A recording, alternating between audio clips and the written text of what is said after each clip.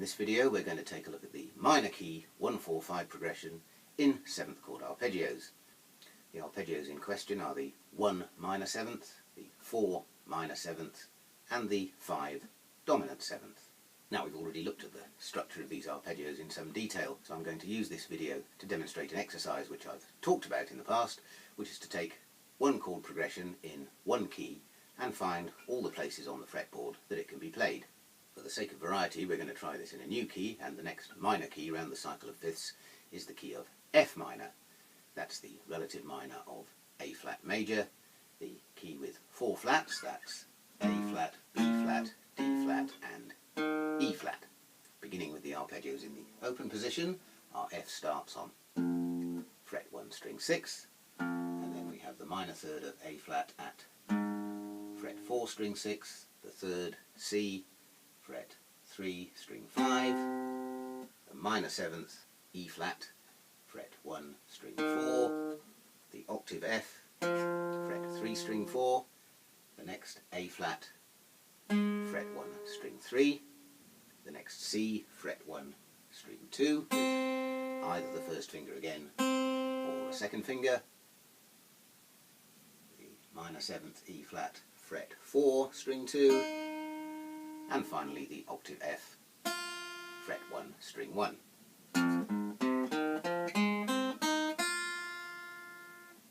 This is of course simply the transposable fingering of the minor 7th arpeggio starting on finger 1 string 6.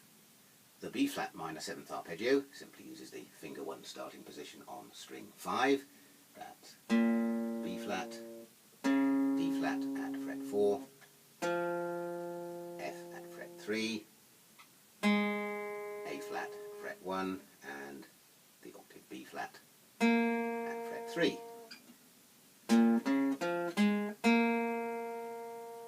And we can only fit in a single octave in the open position. The C7 arpeggio starts with the C at fret 3 string 5, then E natural. This is the note we're substituting for the E flat that actually appears in the key signature to turn the 5 minor 7 chord into a 5 dominant 7 chord. The open G string then completes our conventional C major triad arpeggio, and we just add the minor 7th of B flat at fret 3 string 3 and the octave C at fret 1 string 2.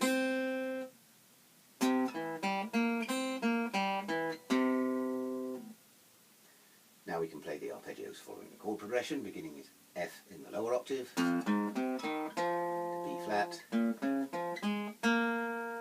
now to get to the C7 arpeggio we can either start with fingers 2 and 1, or we can of course end the B flat 7 arpeggio with finger 4.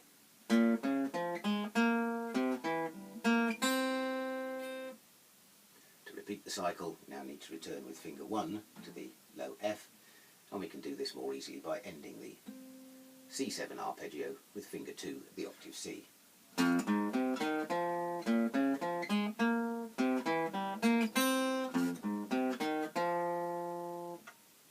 The Arpeggios Descending, we can once again use finger 2 for the high C to make the C7 arpeggio easier to reach.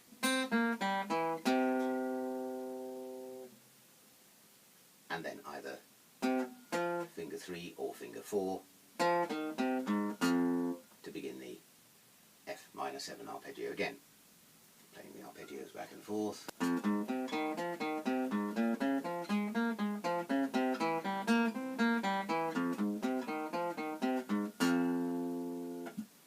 No problems. Playing with the F minor 7 arpeggio in the upper octave. Finger 2 can again come into play to play the high F, allowing us to reach down with finger 1 to the B flat. Then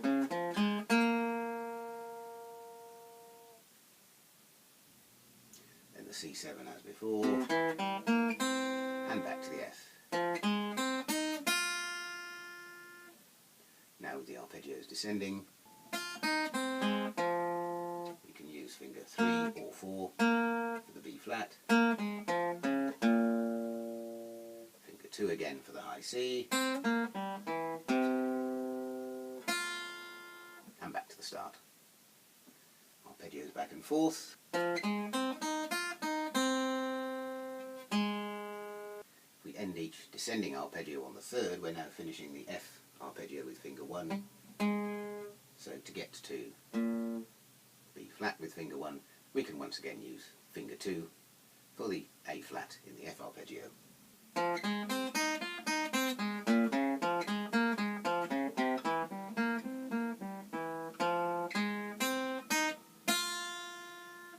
Right, so we've now used the lowest F on the fretboard, so let's see what other Fs we can find and whether we can play the complete arpeggio in that position. While moving up the same string, the next F is at the octave here. Playing the arpeggios in this position is going to take us right up to the top of the fretboard, and I appreciate if you have a guitar without a cutaway like this, that could prove to be a bit of a struggle. But it can certainly be done on this guitar and most electric guitars, so let's give it a go. Beginning with the finger 2 position, here's our F minor 7 arpeggio.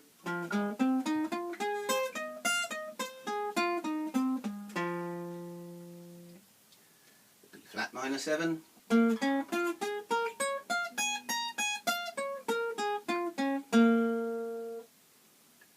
And the C7.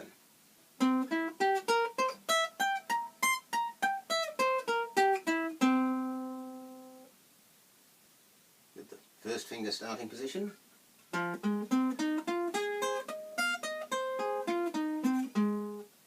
B flat minor 7.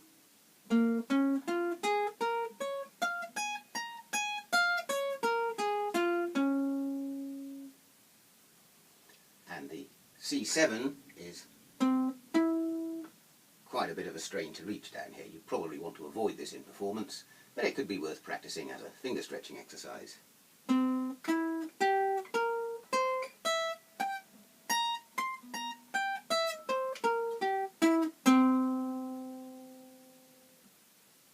course, if you can't reach all the way to the top C here on your fretboard, you can still practice the arpeggios in this position over a single octave. Speaking of which, here they are in the 4th finger starting position over 1 octave. F minor 7. B flat minor 7. And C7.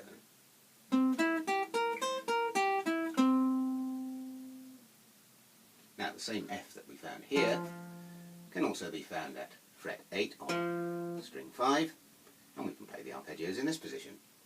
Here's the F minor 7.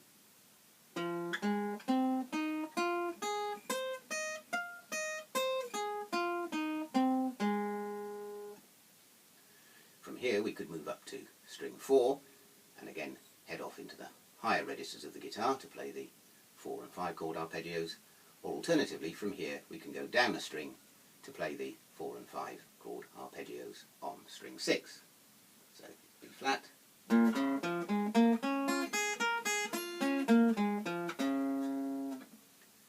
and the C7.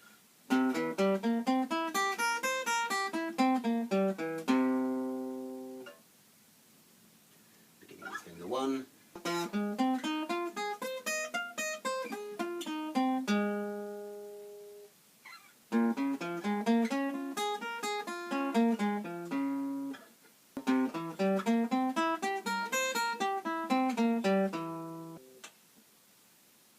And you can always try out different combinations of fingerings, both between the different arpeggios of the progression, between the upper and lower octaves of each arpeggio, and between the ascending and descending forms of the arpeggios.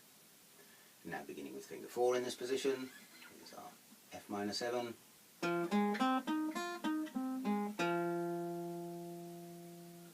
flat minor 7, and C7.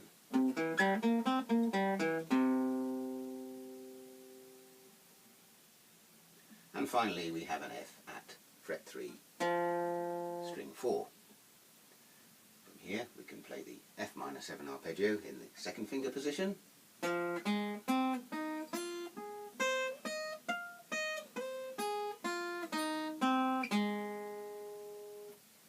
in the 1st finger position. position, but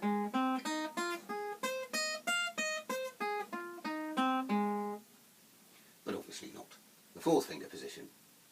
The B flat minor 7 arpeggio is only available here in the first finger position, beginning as we did when we were playing in the open position, and then heading on into the upper octave.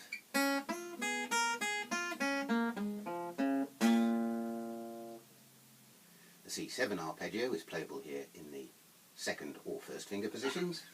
And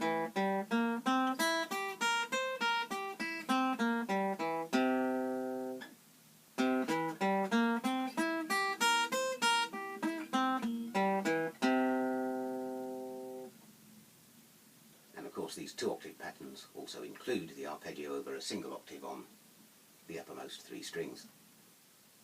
So we've now taken a single chord progression in arpeggios and played the entire range of the fretboard from the very lowest F to the very highest C, and covered every region of the fingerboard in between. Performing this exercise for every single chord progression in every single key, if you have time, or at least a good selection of them, will ensure that you've covered every possible position and indeed every single note on the guitar. In the next video I'm going to complete our arpeggio studies with the minor 7 flat 5 arpeggio, after which we'll be ready to move on to some scale studies beginning with the pentatonic scales, but that all comes later, so please join me next time.